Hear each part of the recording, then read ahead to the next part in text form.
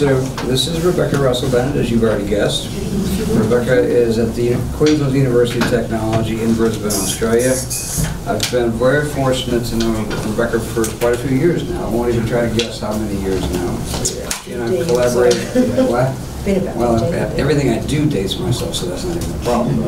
But, among the things we've worked on is edited a book together on serving customers globally, and numerous articles, things we're still working on, but that's about things that she and I have done and various others have done, but she wants to tell us about how to be more successful publishing, so let her do that. Great, okay, well thank you, thanks very much. So this is a presentation that came out of a subject area that I used to teach our doctoral students, and so by putting some structure around the publishing and writing process and making it more explicit, some of the processes, I found that it wasn't just of interest to the doctoral students. It's actually taken me all around the world, actually, with presentations to academics. And some of it you'll already know, some of it you will have known but you will have forgotten. And for those of you, some of you, there will be some new information. So the disclaimer at this point is this is not the way to do it. It is a way to do it. I don't use it all the time. There's always at least one person in the room who doesn't like this approach, and that's also fine. If you get just one thing out of it and you go away with that, that would be great. If you don't like it, well, you can't please all the people all the time. So just giving that disclaimer. Okay, so first, just a bit of background. So I'm the co-editor of the Journal of Services Marketing. Just some background here. It's been around since 1987, so it's actually one of the longest, if not the longest, services marketing journal. Well, services marketing is the oldest, yeah. So it started way back in the 80s. We've had only a couple of editorial changes, so I'm the third editor of the journal, and we've just recently had Steve Barron in Liverpool retire. And Mark Rosenbaum from University of South Carolina is now taken on and my co-editor. So we have the usual indicators in Australia. It's an A-ranked journal. It has an impact factor of 2.4. Over the last 3 years, we've doubled that impact factor every year. So we're hoping that will keep increasing. So it's one of the oldest and sort of the most well-established journal in the field, but it's specifically focused in the marketing domain. So we get a lot of submissions. It's around about the 400 submissions every year.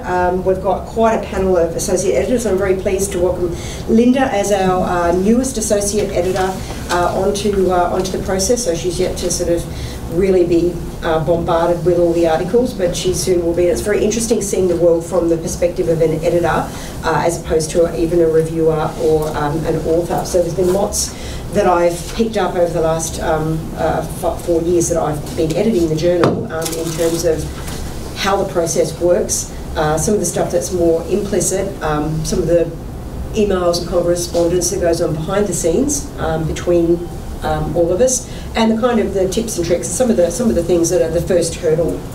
They don't apply just to our journal, but apply to all of the journals. So in our journal, we're looking for, and we specifically say we want controversial, we want cutting edge, we want contemporary. So we're happy to take a risk on a topic that maybe other journals aren't willing to do so, because we're not going to push the field anywhere by publishing what everybody else publishes and by rejecting new ideas. That doesn't mean that there's a sacrifice in rigour. It's still got to go through the same process as every other journal, but I like new stuff and I like stuff that is a little controversial. So we're always willing to take a risk on interesting topics that have the rigour that sit behind it. So if you do any work in this field, we'd be interested in seeing that. Now, the common reasons for rejection, I think, are pretty similar to most journals. The first is the format. It's remarkable how many people don't actually read the instructions for the journals. We will desk reject 60% of articles that are sent to us. We only have a 14% acceptance rate in the journal. And this is the first hurdle. Journals are looking to reject, not accept. So if the format's not right, even down to the type of abstract, even down to the formatting, then you're not even getting past the first hurdle. And I know it sounds trite, but it's quite true. I remember getting desk rejected from Journal of Business Research once because I didn't use the active voice in my abstract. So journals get that picky about those sorts of things. Or maybe it was just afterwards, I'm not sure. Probably the editor. Then the next reason that we reject is the contribution. And this is quite tricky about what is a contribution. I'm going to talk a little bit about that when I do the rest of the presentation. Looking for the so what factor. Just because there's a gap in the literature, that's the best of the worst reasons for doing research. And more journals are looking for research that has relevance, that has impact, and that has substance, and it solves some real world problem, not just the theory. So trying to find a contribution that is both theoretically sound as well as managerially relevant is just getting trickier and trickier, because those two don't always go together in our research. We get a lot of articles submitted that are in a service context but have nothing to do with service theory. So just because it's in a banking context or hospitality or travel is not a reason to send it to our journal. While context matters, it only matters if the relationships theoretically differ from other contexts. If I get another service quality list and loyalty paper, I think I'll scream, because guess what? The paper found service quality list and loyalty. Well, so do the other 3,000 papers that already exist on exactly that same topic. So for us, it's a problem in that people still don't clearly understand what makes a contribution, what makes a replication study. People think that doing or replicating a theory in a different context is replication, and that's actually not true. There's a whole bunch of other conditions that you need to make a study a true replication study. So for us, they're two of the first, immediate, don't even get past the abstract kind of assessment. Well, if you can get beyond that, then we look at the method, then we look at the rigour, and so then if that's not done in the appropriate way, if it's not reported appropriately, if there are inappropriate sample sizes or just generally a lack of validity or reliability, then the paper will be rejected. And then finally, we look at style, so grammar, spelling. Again, it's remarkable how many papers come through that haven't been proofread. It's always more challenging for someone who has English as a second language, but there are proofing sort of services out there. But that's kind of the order that we would go through in terms of looking at a paper, and each one of these is a hurdle. So if we're going to get beyond that hurdle, then you've got at least a chance of getting out to be desk reviewed. We'll be a little more lenient on the style side of it, where it is someone from a developing nation or whether it's English as a second language. We will try and send it out for review to get some feedback, and then if they get a revision opportunity, then we'll say, and by the way, you need to kind of get it proofread at the same time, so that we're not inherently biased towards developed countries. But if we can't understand it or can't read it, then there's just, the reviewer's not going to be able to do anything decent with it either. Just go back one slide. Just in case you're interested, we actually do have two calls out for special issues. The first is Advancing Qualitative Research Methodology, closing in December. And this one, the first step's already closed, but we're going to be having every 2 years a theory building special issue that's all about building theory in this space. And so we went through a short proposal phase, and then people are there invited to submit more formally. And we know that there's a lot of journals in the management area that do this. We think that's a really nice idea. I don't think there's enough theory building that actually does occur in the marketing domain. So, getting onto the point here, so why reverse engineer an article? So first of all, when I say the term reverse engineering, what comes to mind? What sort of words, terms, what do you think about when I say reverse engineering? Pardon? Working backwards? Deconstructing? Fit the theory to the results. Yep. What kind of fields tend to, do you think about, or disciplines or products? Software. Software. Yep. Product innovation. Yep. Manufacturing. So it's not a term we tend to apply to intangibles or abstracts. Thinking, but if we think of an apprenticeship as a process by which the master imparts their knowledge, and their tacit knowledge in particular, to somebody to teach them a process, well, that's really what I'm talking about here, is what are some of that tacit knowledge that we know how to write something, but it's not easy to always communicate that. When we're publishing in familiar journals, it's not such a big deal, but I use this approach when I publish in other disciplines and in a journal that I'm unfamiliar with. And I do a lot of cross-discipline work. I work with engineers, I work with healthcare people, and we need to publish in their journals as well as mine so that everyone gets a payoff. And publishing in another discipline's journal is like starting from scratch as just, a rookie academic. And so this process for me is one that I use. And the reason is it's efficient. why reinvent the wheel? Why go through multiple rejections to find, oh, that was actually the way I should have done it? It's just not very efficient. And it's therefore not an effective use of resources in terms of time, money, or self-esteem.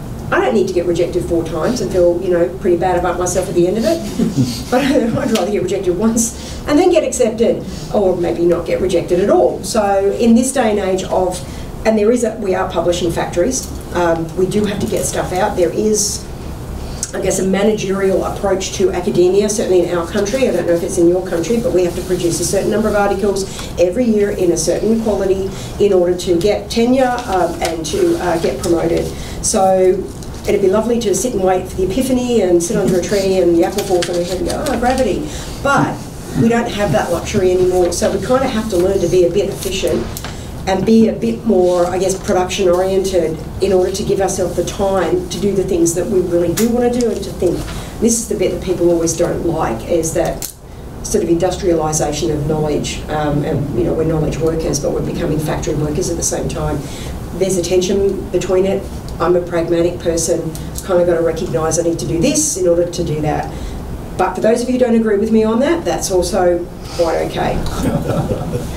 And what we want to do is increase the likelihood of success. So I always think if an article, if it looks like a duck and sounds like a duck, then maybe everyone will think it's a duck and you can play in the duck pond. So if the article at first gets over some of those initial hurdles, then it looks like it fits. And people sometimes forget that the article is not standalone. It fits within a suite of articles that form a journal. That's why we have an editor. So there is an overall conversation and story that we're telling as editors through our journal with the world.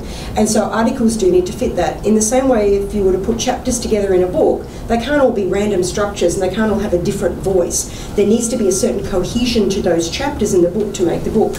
Well, it's the same with a journal. We want a similar approach and cohesion to the whole thing, and that's how it sort of fits within the journal. And so the idea is what we want to do is extract knowledge or blueprint, to overcome all the pain points that are part of our job, to hopefully maximise some of the pleasure points in it. So the proof, I guess, that it works, I had a PhD student who just hated doing qualitative research. I tend to do mixed methods, so her first study was qual followed then by quant.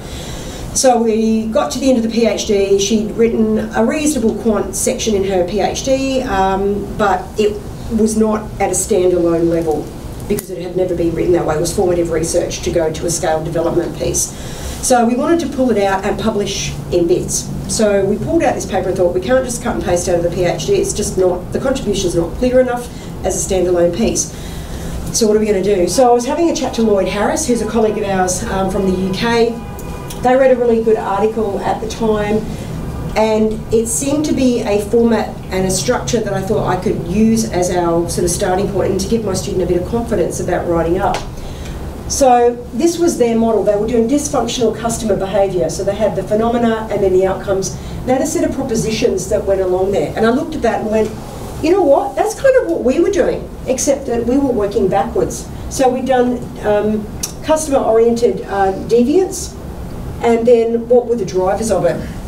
This was not where we started. It was when I looked at Lloyd's model and thought, I can see the mirror image of this in our work. We were able to basically put that together, do a set of propositions, and the paper got through very quickly in Journal of Marketing Management, which in Australia is an A-ranked journal, and that was her first hit out of her PhD, to give her the confidence to then go on and do the rest of her work, which then got published in Journal of Business Research. But you can obviously see the parallels between it. So, that was done fairly quickly, and it gave her that impetus to actually get started. I think that would have just sat around and I would have ended up just having these constant nagging meetings to get something out because she didn't have the confidence to start, and this approach gave her that. So these are the steps that I'm going to go through. I'm going to go through fairly quickly. What I sometimes do with this approach is I've done workshops and writing retreats where we'll spend a couple of hours on each step and everyone goes off and does their own thing. We come back. For other people, it's just a quick and dirty overview and kind of do it yourself. I've done it in an afternoon session. So this is something that is quite good for a departmental writing retreat, where you bring along something that's kind of ready to write up. We might have a conference paper you're trying to translate into a journal article, or a PhD into a paper, but you've got to have something ready to go. But when we've done this, we've walked away with a skeleton structure and the basis of a full article after 2 days, and that's really helpful. And I've been told by people I've done this with that the work is then gone on to be published. So the idea is the first phase is deconstruction. So we see the lovely house, the finished journal article, and we go, oh, I wish we could do that.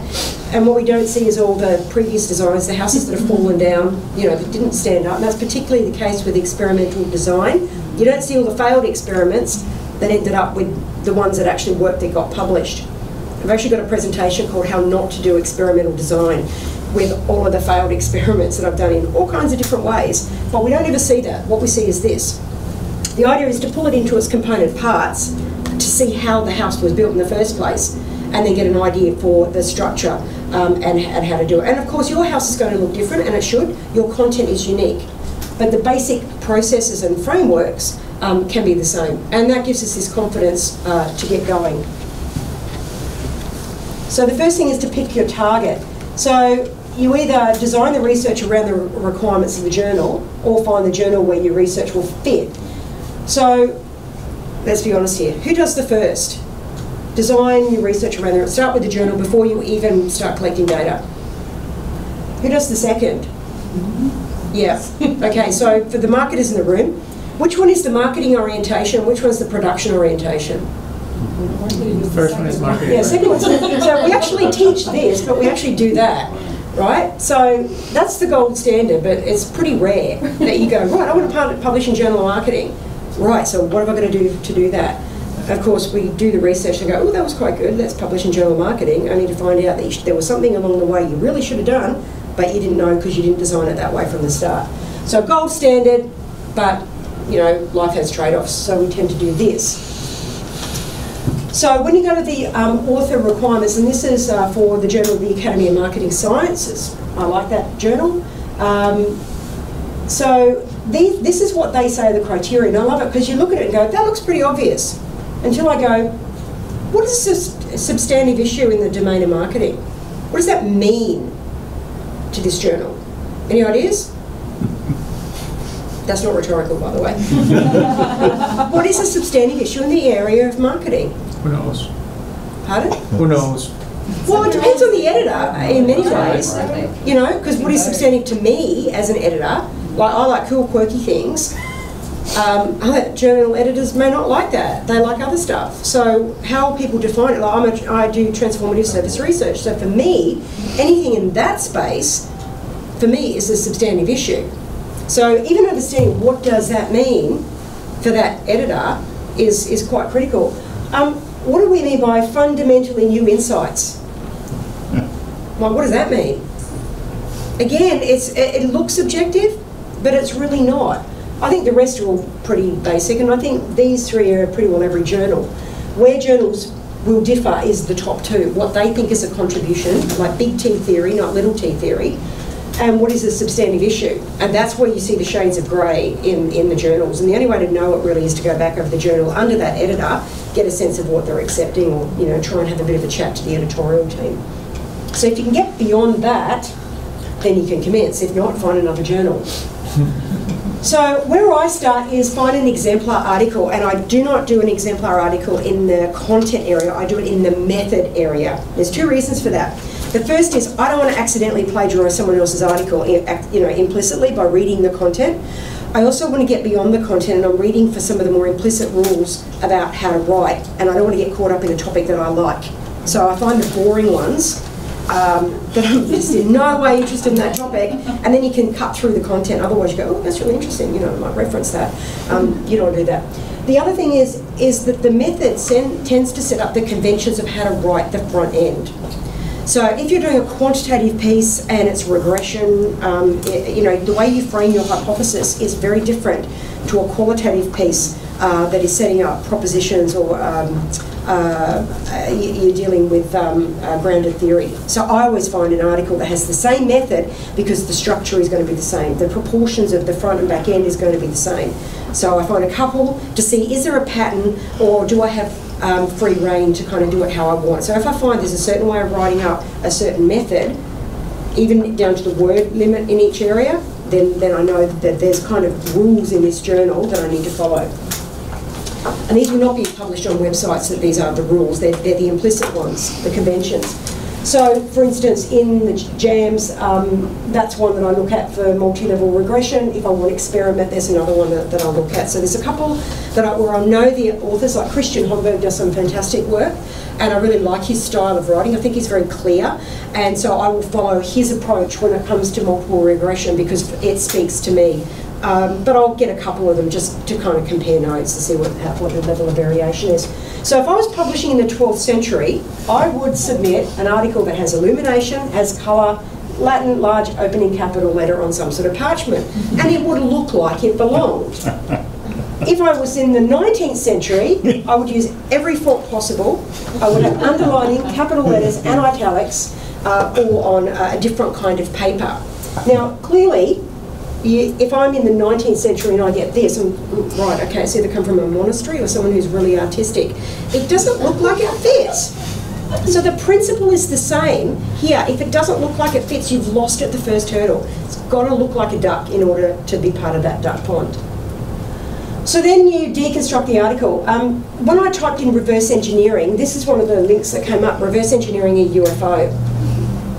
What's one of the first assumptions about reverse engineering, do you think?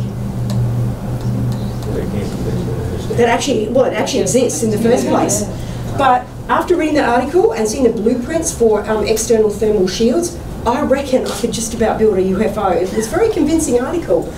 So that's what we're going to do, is pull this apart into these processes.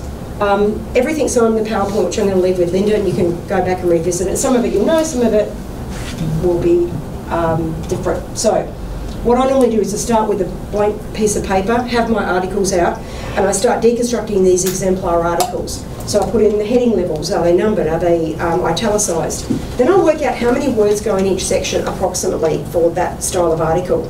So I'll just use the insert comments feature to go, oh, the introduction's about 800 words or between 800 and 1,000, and just start structuring it out that way. What I want to know is, where's the emphasis? Is it at the front end or the back end? And when you publish in different disciplines, this changes a lot. In marketing, we like to justify to the nth degree, and then, by the way, here's what I found.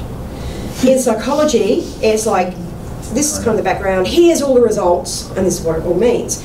It's the complete reverse. And when I went to a conference on emotions, it was a multidisciplinary conference, so I found it hard to listen to the philosophers, and I couldn't believe people actually go, I'm a philosopher, and that's actually their job.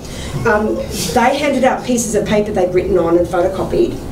There was someone who'd done a haiku poem on it, and then there was the business students who had the usual PowerPoints, and then the psychology students. In the end, I gravitated to business because I was well out of my comfort zone with all of this. But it really taught me that the discipline really frames very much how we expect to see things. So with quantitative research, it's a big build-up, and then here's the rest of it. And with qual, it tends to get to the point quicker because you've got to spend longer in the analysis. So even just knowing where is the halfway mark when you're writing becomes quite important, so that you don't end up being told that your paper's too long and that links to contribution ratio, isn't there, and you're going to have to cut it back. So I always open up the new Word document, type up the headings with the word count, and then move on to the next thing. So the next thing is style. Now, I'm a fan of the quirky, snappy title. In fact, I wrote an editorial on that. I don't want every variable in the model in there. I want to know what's the key contribution of this paper, and that title needs to tell me why am I reading this. It's a hook. We live in a world of 180 characters or less. So the old days where you might open a journal article up and see the abstract are gone. People don't even get to that point. They see a title and the author. And if you don't hook them at that point, you lose them. So we limit the number of words in our titles in the journal to 9 words. Doesn't matter, people still submit 25. So that'll be, the first round of reviews will be, you've got to cut the title back, and I'll often recommend different ones. I like metaphors and song titles and stuff like that personally, but not everybody does. Some editors hate that approach.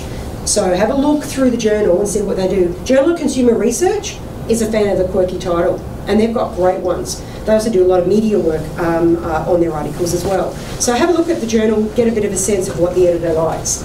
Language style, is it US English, is it British English? What is it? And that does change the nature of the way you write.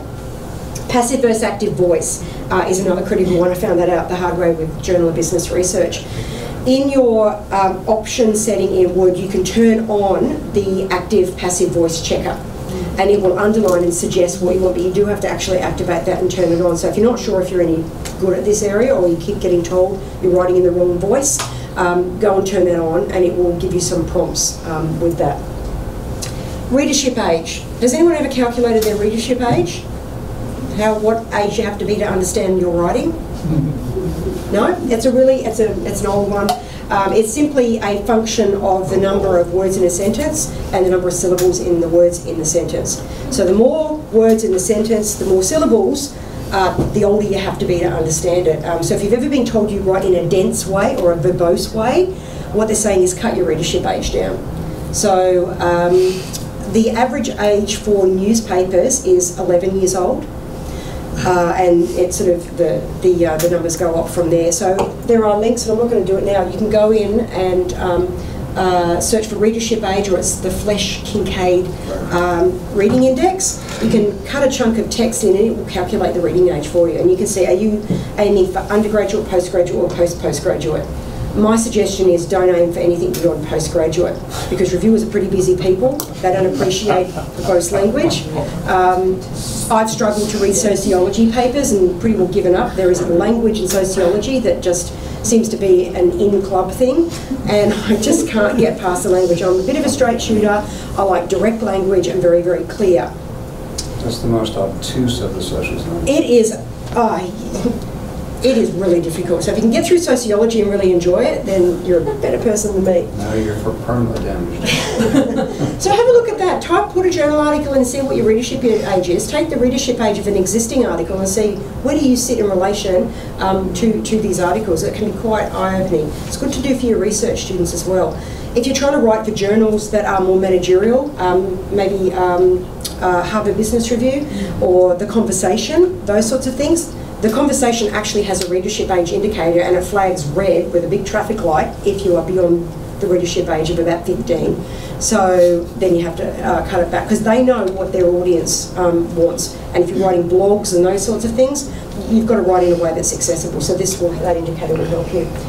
So basically, the high score, it's sort of counterintuitive. High scores means easily understood. The closer to 0 you are, the harder you are to understand. So contribution. So again, we're going back through the exemplars, saying, well, how do they specify the importance of the research? Do they say this research is important because? What are the verbs that they use, and where do they say it in the article? Does it come in the first paragraph, the last paragraph of the intro? Do they leave it to the end? Some journals and disciplines like a meandering mystery novel that eventually you get to the end and go, oh, the butler did it in the pantry, with the dagger.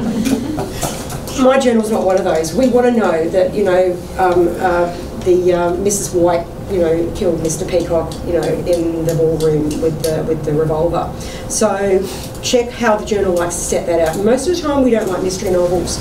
So we'll state the importance right up front along with the contribution. Where do they put the gap? Where do they put the research question? Where do they do it, and how do they do it? One of the things I've noticed in jams is they can get all of that in one paragraph. And I just look at that and go, man, that is just so succinct. And I highlight through an existing article and go, that's the importance, that's the contribution. I just mark it up so that I can go, how did they do that? It takes me like 2 paragraphs to get to that. I've got to be more succinct and get to the point. If you mark up an exemplar, and I'll cut and paste it into the Word format and just go through and highlight it, it really stands out really clearly how they do that. How do they frame the contribution? Where do they put it? And can you see the relationship between gap and contribution, gap and research question, and how do they do that, and where do they put it? The other thing to note is, where do they put the scope of the research? So if it's limited, they're looking at men, not women, or they're looking at 35 plus, not under 35. So where do they put that, and how do they justify that? So all of that sort of stuff is you note up in the exemplar, and then you transfer that knowledge as notes to your own piece. Has anyone used Bloom's taxonomy before? Yeah. Okay, so what is Bloom's taxonomy? Pain. It is. We tend to use it for developing curriculum and assessment, not for writing journal articles. That's why I say pain. So they have different, they cover both, or they cover affect, behaviour and cognitive domains. And so there are levels of cognition that range from very easy to very difficult. It tends to start with descriptions right through to critiques through evaluations. The verbs that they use at each of the levels of Bloom's taxonomy are verbs we can use to explain our own contribution. So if you're at the very basic level saying, you know, it's about lists or describing, that's the lowest level of cognition. It's also the lowest level of contribution. So if you have research students that you're talking to and you're saying, look, you need to lift the level of contribution, and they don't quite know what that means, go to Bloom's taxonomy in the cognitive domain, look at the harder levels and say, if you're not doing this, then you're not operating at the right level of contribution. And so you'll see with Bloom's taxonomy, it ranges from description right through to critique and evaluation. They're really great verbs to use to say, the purpose of this paper is to blah. Well, it's not to describe, it will be to critique, evaluate, propose, create. So that kind of language helps the reviewers understand you're doing something more than just a laundry list or market research. But I just found that's a pretty useful little thing that I discovered when I was doing assessment development. I went, hang on, these are also good words to make more explicit how to write. So then the next thing I would do in my exemplar is look for purpose and key framework. So where is the goal and the aim of the research? Again, where are they stating it? How are they stating it? What are the introduction phrases, nouns, verbs that they're using to really communicate clearly what they're doing? How are they using theory? Because we know that here's backward-looking use of theory, you know, it's what everyone else has done, here are the seminal pieces. And then it's future use of theory, so the frameworks you're going to use to create your research. And so understanding how to use theory to look backwards but also to propose your research becomes quite important. And at what point do you shift from the past to the future in that journal article? You spend too long in the past and you're not getting to your bit, you're doing a great summary of everyone else's work, but there's nothing unique and creative. But yet you've got to do due diligence to the past. So getting that balance is hard, and it will depend partly on how established the field is as to how much you've got to, you know, talk about the past versus the future. How do you know which are the seminal papers in a field? There's a couple of really key giveaways when you're reading a journal article. Apart from the fact to say this is a seminal paper. Right? So, oh, that's obvious. But if they don't say this is a seminal paper, how do we know? Dates. Dates. Yep. It's old. It's probably in the introduction. So if you want to communicate the seminal pieces, you put it up front, really clearly, or you say it's a seminal piece, just in case people don't get it. So the logic and structure. One of the things that I do once I've got all my notes typed up from this exemplar is I write underneath each heading to say, what is the purpose of this section? And I make my doctoral students do this when they're drafting their thesis up, to say, the purpose of this section is to convince Rebecca that blah, blah, blah. And I get them to put it in red so that when I'm reading it, I understand what they're trying to say and I don't go off on a tangent, but it also forces them to know what they're trying to say in this particular block of text. It also means you can put your article down and keep coming back to it and just go in and write this bit, go in and write that bit, because you're really focused. It's really easy to get lost in the literature and then not know, why am I writing this anyway? It's just a really nice explicit cue to yourself as to what you're trying to do. What is the purpose of each paragraph? I'll also do. So I'll have a series of dot points to try and get the logic right, and I'll look at this exemplar and go, what is the logic? How are they setting their argument out? Which constructs are going in what order? So that I can start to get a sense of how I'm going to introduce mine and follow a similar logic to make sure it's clear. And then I basically write this up in this Word document that I've got open. So what I'm doing is really writing up the underpinning structure and logic of my exemplar so I can go and overwrite and use those notes to give me a little bit of confidence. Synthesis of literature. I collect journal articles that use visuals to synthesize the literature. So when I'm sitting there going, I don't know how to display this literature, I've got all different examples visually that will help me. I actually find smart art is a really useful tool to visualize literature. So, you know, is it a matrix? Is it like the jigsaw puzzle? Is it, you know, some sort of linear process? Is it a hierarchy? And try and work out where are the gaps and the dominance in the literature. And so I have this little Dropbox folder of all these articles that when I get stuck about, I don't know where the literature is, I don't know where I'm going, I need to position my work, I can just have a quick look and go, oh, that looks kind of like my literature body. I'm going to use that as my source of inspiration. I might vary it, but it gives me a place to start. And I'm a really visual person, so I like you know, a picture tells 1,000 words, or in the case of Emerald, it tells 250 words. So how do they use it? Do they use it in that journal? Some do, some don't. I don't think it's so much about the journal, I think it's more about the reader, and you'll get some reviewers like it one way, some will like it another way. You know, we always see lots and lots of tables of literature, but I don't know about you, but I don't read everything in a table. I'll just have a quick skim. If you can somehow transform it into something that's more meaningful, and have a look at how they do that. And then just list down any techniques. Again, in this little Word document, you've got, oh, they seem to do it this way, that's really nice, I'll snip that image, I'll put that in, that'll give me a bit of an idea about what I might want to use. What are the conventions in it? How do they phrase the hypothesis? So we know in quant pieces it's all pretty mechanical when you get to the method bit. When I was doing my PhD, I did structural equation modelling, because that's what you did back then. And I drew up my results chapter before I even had the results, and I had all my tables done, I had my headings, everything was all sorted, and all I had to do was plonk everything in, because there's really standard conventions in terms of the way you do that. When you do qualitative, it's a whole other ballgame. And again, you can type that up. So when you're having a brain dead moment and think, oh, I've got to write this journal article, but I'm not really able to think, if you can write up, or the sample size was X, draw up your little table, here's my reliability, validity, correlations tables, whatever it might be, just draw it all up, so when you do have a brain in a moment, you can just plot it in, and it kind of makes you feel like you've done something productive. So, you know, we spend lots of time working, but not necessarily doing productive work. This is helpful when you're in those moments. So then you've then got to go about reconstructing it and putting it together so it's your home that will look different to someone else's but still belongs in the street and on the block. So you go through using the notes, draft up your own structure, start overlaying your information. What I like about this approach is you've overcome blank page syndrome, where you sit down and you spend an hour coming up with a title and think, oh, I deserve a coffee now, because I've done that. It's really depressing to sit down to a blank page and go, I don't even know where to start, and I'm not really in the mood anyway, so that's when you do the washing and unpack the dishwasher and do all those things. This will help you overcome that, so you can dive in and out, and if you're having the brain dead moments, just write your method of results up. If you've got a little bit of thought about you, well, you can do this little section. It allows you to keep the work moving, instead of having to write in a linear way and, you know, try and be clever all the time. That's the blueprint, by the way, for thermal shields, if anyone's interested.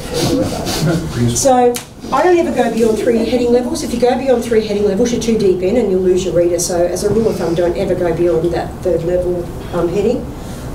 Looking at where your words weighting, looking at what your purpose is. So I would then overwrite my own purpose. So I would have my literature review structured out, having a look at my exemplar and go, okay, so first of all I've got to maybe define a conflict in the definitions in the literature. So the purpose of the section is to justify the definition I'm going to choose. It's not to summarise the definitions, the purpose is to justify my definition that I'm picking. And I may have to get into some debate on it, or maybe there's total agreement in the field, and I can be into the definition very quickly. Work out what your key words are for each paragraph that you're going to use, and how you're going to word your hypothesis or propositions or whatever you're doing. I then go from the front to the back end and make sure that I'm top and tailing. So if I say, here's my contribution, here's my research question, I make sure I revisit that at the end. When I've looked at JAMS articles, it's almost a cut and paste for some of it. And I was sort of going, oh, I never noticed that before, how tricky. Because we read everything in between, we read in a linear way. We don't read the beginning and the end, although I did now as a reviewer. And if the contribution is stated like this in the beginning, you don't rework it for the back end. It's the same contribution, so you cut and paste it. And when I've looked at the top journal articles, that's exactly what they do. So there's a real art in aligning that front and back end. Same in a thesis. First chapter, last chapter. Raise the big picture issues, and in the back, answer the big picture issues. Top and tail. So when I examine a thesis, I read the first and last chapters, and then I read how they got there afterwards. Look at the language and the conventions that you've got. And then you start to add your own content from your thesis or your journal article, work out all of these bits and pieces, which I've kind of already, I think, covered. Manchester Uni Phrase Bank, yes. Has anyone ever used that? Yes. Oh, it is absolutely fantastic. If you can't find a word starter or a phrase starter there, you're not looking hard enough. It's cross-discipline. And you go to it, and it will have how to critique an article, and it'll give you something like 25 different sentences for ways to critique an article, how to write a method, how to all sorts of how-tos, and it's got it under a whole bunch of different sections. How to frame a theory contribution. So these are, for me, word starters to get you going. So if you find you're constantly using the same phrase throughout the article and you want to change it, go there and find something else. So it's just Google Manchester University Phrase Bank. It is an absolutely invaluable research when you have that sort of mind blank going, I know I want to say something, but just can't kind of get it. I keep saying, well, obviously, so we can't keep obviously saying obviously. So go and find another word. Journals sometimes are quite clear. Journal of Psychology and Marketing actually tell you have to cite their journal. They're quite explicit about it. Other journals not so much. But chances are that if someone's published on the topic recently in that journal, they're going to be the reviewer on it. So it's polite to acknowledge their work, but also... It's not just polite, it's surviving. Okay, all right, so it's necessary. And also as an editor, we want you to continue a conversation. We don't want you to say, nothing's been done in the blind. You mean the article last year that we just published on that topic. So you do need to continue a conversation within a journal. You're probably going to get them as a reviewer. And, it is polite. So as an editor, I won't ever say you've got to cite these people. And I certainly never say you've got to cite my article, even though it was like last week in that journal article. But you kind of got to be a bit smart about it. Some reviewers will do it, and it's easy to pick who your reviewer is when there's 15 articles all with the same name in it. So, very important. So search the journal, search the editorial board, have a look at who the experts are, make sure you know their work. You don't have to agree with them, but you do at least need to show an awareness of them. I once got told in a paper I'd written that I clearly had not understood what Russell Bennett and company actually said about blah, blah, blah. I thought, really? Go back to that. I'm pretty sure I knew what I wrote before. So that was an interesting bit of feedback from a reviewer. I've had those same kind of experiences. People tell me I didn't know my own stuff. Yeah. Clearly you've got to go and read Fisk again. Yeah. So pay attention to the details. We always find the typo after we've submitted. Never go and reread your article or thesis after you've submitted. Because the first page you turn up, you're like, oh, well, there's the typo that you never saw before. And then finally, these are the sentences you'll probably never read in a published paper. We're totally surprised it worked. I'm only doing this to get tenure. To be honest, we came up with the hypothesis after the experiment. Who are we kidding? We might get more funding to do this anyway. So on that, thank you very much. We're the next host of the American Marketing Association Services Conference in 2020. Winter in Brisbane is fantastic. We're a subtropical city. It's beautiful weather, sunshine. So please do think of coming down under, and I'll leave the postcards there for you. Very good. Sorry, that was a whirlwind trip. And an excellent whirlwind to know what your experiences and editor that obviously on both on the writing side and the editing side. What I'm about to ask isn't exactly from any of what you did, but I know something that editors get regularly, and I found it helpful in my own experience writing, and that is to query the editor on a topic that after doing some of that kind of work, if my preliminary work, like you're talking about, trying to figure out, would this journal accept what I'm doing? And if I'm not very clear on it based on what I've found, then I've found it helpful to query the editor. And if the editor encourages me, then I keep going. But if the editor says, well, we're really not sure we'd ever really publish that, then I just walk away, because if the editor's already told me that, why? Yeah, sometimes people won't put stuff in writing. So, oh yes, we take qualitative and quantitative. You can see that every paper they've ever published is quantitative. Sure, we take qualitative, but there's no evidence of that. If it says they will on their journal website, they're never going to contradict that in writing. But if you can speak to an editor, you're going to get a much more honest answer than perhaps something that's a little more controversial in writing, and particularly if they don't know you. So I do get people emailing me, an abstract. If I don't know them, I tend to be a little more careful in my response and careful in what I say, because it's in writing and I don't need to be on Facebook for all the wrong reasons. So if it's someone asking me something in face-to-face, I'm probably going to be far more honest and open about my response if it's something tricky. Can I ask one other thing? I apologize for interrupting others. question about myself, but you mentioned one thing in passing that I remember you and I talked about the conversation a while back. I noted when I got double-checked Googled your name today, when you signed it into the conversation. Most of these people perhaps don't know what the conversation is. And since it's an Australian website and activity. And it's now global. Yeah, So the, exactly. the conversation was started in Australia by a bunch of universities who wanted to get research out to the public in a lay way, but in a way that was rigorous. And so only academics are allowed to publish on it, but it's journalistic style. So they have sub-editors who will basically help frame your work and tell you what's topical.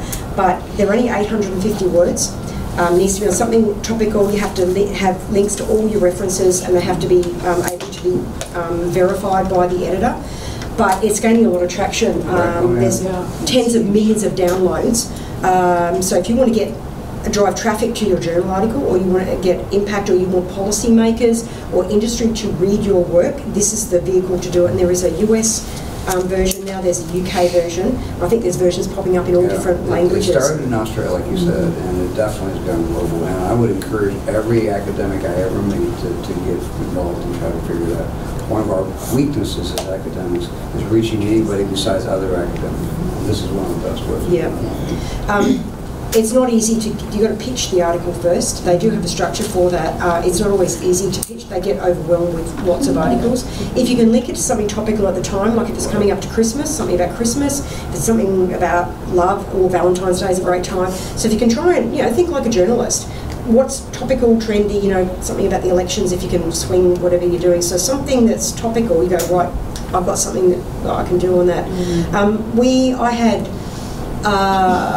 what was it, 35,000 reads of one of my stories recently that was all about the plastic bag ban in Australia, which has sent consumers nuts about plastic bags no longer being available in our retail stores, particularly in Queensland. Consumers have had this massive backlash to it. And everyone was explaining it one way, and I went, it's a completely different reason as to why people are doing it.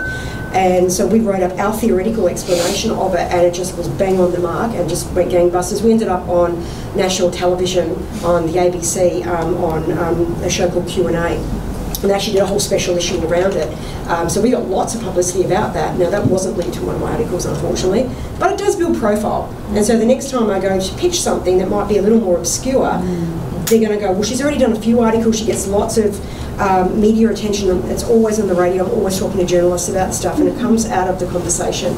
And then I go to pitch for funding to a policymaker, the first thing they will do is Google me and have a look and go, oh yeah, she is able to translate from theory to practice, so we know if we work with her, we're going to understand what the research says. And that's really critical for getting funding, especially large funding, which is what we're after. That's an excellent example of why the conversation is so valuable. Yep. One of the best ways of doing something similar to the reverse engineering idea she was talking about for the conversation, there's a daily subscription, email subscription. You get to the various things that are being put out, and it'll give you a great summary of what's there, and quickly you start checking some of the topics, following the topicality that you're talking about. Yep. Because the other part that is great is that those are actually articles that are knowledgeable authors on a topic, which is scarce in news. Yeah, so if you're doing something on customer experience, you could go in and see who are the academics that have published something that's readable, and you can skim through really quickly and get across it, and they will link to academic articles and real-world examples as well. Because I think you guys do stuff in the conversation. It's part of our performance metric. In fact, we get workload credit for publishing in the conversation now across the country, so it's a big deal for us, but it's a very useful tool. Somebody else should ask a question. I'm not going to waste your time. Was any of that new? I'm really hoping some of it was. It's just a different way of framing what we probably already do in a very scattered way. Yeah. So it's thought-provoking. It's very helpful when trying to talk to junior colleagues or to students to try and say how the publishing works. But also for me, publishing in unfamiliar journals. Health is like 4,000 or 5,000 words maximum, and to go from a 9,000 word article to 4,000 words, they just go straight from intro to method. I'm like, where's the legal review? It's like super hard. It's like, no, I want to explain everything. It's like they just don't. I've really struggled to get my head around that in the health journals. Feels like I'm not doing due diligence. Because I know colleagues here, we submitted a paper and it was given a rejection and revised or resubmit. because and then they sent along a bunch of material about the journal, and it was the first time we'd submitted there. And we ended up getting it in, but it was just amazing that they said, we like what you're saying, but the way you're presenting it is just totally wrong. And we came at it from more of what we were used to. And in health, it's not blind peer review, it's peer review. So you'll get the name of the person who's reviewed it. And when I first got there, I'm like, oh no, they've sent me the reviews with the reviewer's name, this is terrible. Like, no, they know who I am and I know who they are. It's like, oh, okay. That was eye-opening. They didn't say that on their website, they just assumed I would know. Can I build just on that real quick? We met with, Stephen and I went down to A&M and talked to Lynn Barry, and he told us the same thing. So he said, for us, if you're going to submit to a medical journal, and once he does anyway, if you don't have an MD on there, since they know who the people are, since it's not blind, he struggled in the beginning because he didn't have an MD on his journal. I mean, as part of the And so who are these marketers coming into our field? Yeah, now he does do that. He puts an MD on all of his papers, and it helps him get through the review process. Yeah, and it's not something they'll say on a website. You just kind of got to know this stuff. All this before email submissions were really prevalent, and you used to have to print your article and post it in.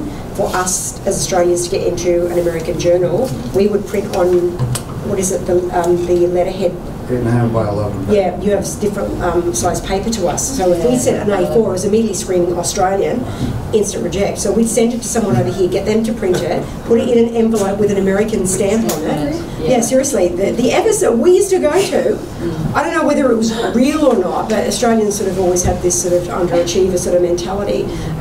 Yeah, and you don't say it's Australian, you say it's a metropolitan data, preferably have an American co-author. Oh, it was pretty major. I mean, I'm talking 18 years ago. No, but it's great that it's changed that much, because I knew European friends that would save room in their luggage to buy some of the American-sized paper, to take it back so they could easily, when I say this is back then before they used to email the things that we do now. Post it. So you had to have a regular paper copy. Well, if it's the A5 style, then it's obviously not going to be the American style. And there was an automatic bias. Oh, this is not American. Oh, this isn't going to get up. Yeah. So you had to be like twice as good in order to get considered. Sid mentioned Lynn Barry. Lynn Barry is also published in the conversation. He's done some great stuff in it too, so he's another person. And we're also now doing little animated vignettes as well, 2-minute little, this is what the theory is, or this is how the outcomes of the journal, putting them on a project website so that people can get a much clearer idea. They can also use it as a teaching resource, or if I've got to go and do a pitch for industry or a policymaker about our article and they don't know what the theory is, I can play that little 2-minute video, and it's much more interesting than me explaining it. And moving into the multimedia communication of our research is really important. And I can attach my journal article then underneath that on YouTube. So, you know, you like the video, go read the book. But I also think, like, you mentioned that what you've been doing with Stephen, I would assume you probably would continue doing that with Mark, is that you speak to your audience. You have a lot of editorials as part of the journal, which a lot of journals don't have that. So you don't get to know what the editor is thinking or what the editor is advising. Every second issue. Yeah, so every second issue, and it's really interesting because you kind of speak to your audience, right? You speak to your writers, and that has been really very interesting. I've been following that all the time. It's good. So if anyone meets Mark and I, they get a pretty clear idea pretty quickly about the kind of stuff that we want to do. Other questions or comments for Rebecca? Can I just shoot something out there? Yeah. So obviously, when it comes to students, we don't have that innate experience to kind of gauge where we want to publish or how we want to publish. I mean, I've been looking at my paper, and the next step is where do I want to publish, and then how to cater the requirements to my paper. That to me is so daunting that I don't even know where to start. I mean.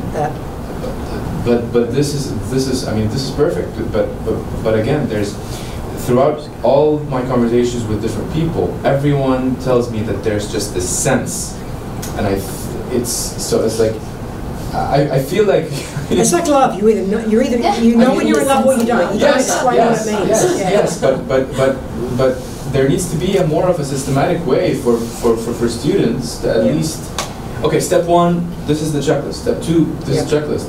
And to me, I haven't been able to find such a systematic way of, where does my paper fit in which journal? And probably, I think that's something that would be very beneficial to us, and a lot of what you've talked about actually reflects that.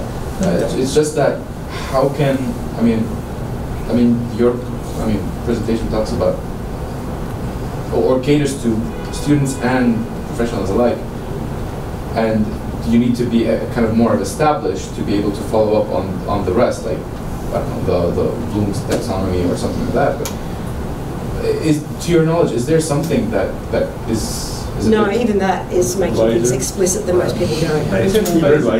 Yeah, you just show, I'd go to your supervisor and say, and I think the main thing is, here's my contribution. If you can start with that, because it's the contribution that will determine where it's got to fit. Which field is it a contribution to, and how big a contribution is it? The bigger the contribution, the higher you can go. There's little T theory and big T theory. I do understand the supervision bit, but I just want to also have a kind of my own process. Just read the journals. Just read the journals. Just getting used to, and talking to people about, they put this up and that got rejected. Like, oh, okay, now I know that. It'll give you a sense of what's the accepted stuff. And also, I do believe in friendly reviews. Yep. Visiting academics. Anytime you get someone who will give you a friendly but serious review, it can be very helpful, as opposed to and it won't be at all helpful. Yeah, we make all our visiting academics do all kinds of hard work, and one of the things they have to consult with students and read over articles and give feedback. And that's one of the ways that we use our visiting scholars. Okay, thank you. We have a small thing.